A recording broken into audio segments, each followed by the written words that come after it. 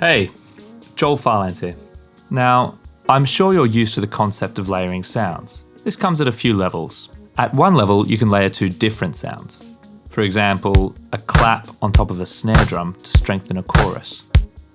Another definition of layering is adding sounds to each other to create the one exact sound we want. For example, many producers use 4 or 5 kick sounds to achieve more attack, weight, or air as needed by the track or part of the song. We can achieve these through a few ways, such as affecting the source sound through the ADSR control of the sample, or affecting it afterwards, such as EQ, compression, de-esses, distortion, and other audio effects. Or we could add a different sound, or we could add part of a different sound. Here's a simple trick I like to use to give your snare drum a bit more smack. This is a trick used by hip-hop producer Bob Power. He produced A Tribe Called Quest, The Roots, and D'Angelo, amongst many others. He used a cowbell layered on top of a snare drum in order to give it more punch. So I'm going to build a drum rack and work in MIDI. Let's grab a great snare sound. I love the Lindrum sounds. Here's one I've sampled from an original drum synth.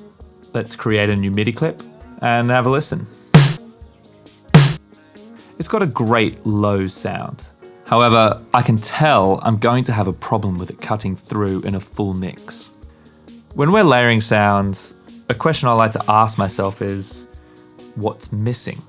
So I'm going to grab a cowbell. Let's hear how it sounds. And now how they sound together.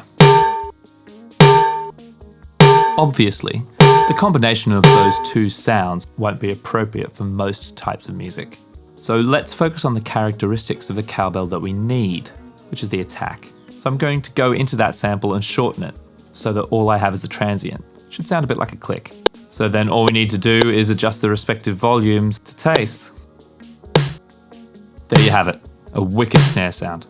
You can begin to apply this technique to all layering. First step is to listen and think what's missing. Then you want to find a sound. Then you want to reduce that sound to make it do only exactly what you need it to do. Then blend the volumes to taste. Maybe you can try adding only the decay of a long 808 kick to a punchy short kick sound.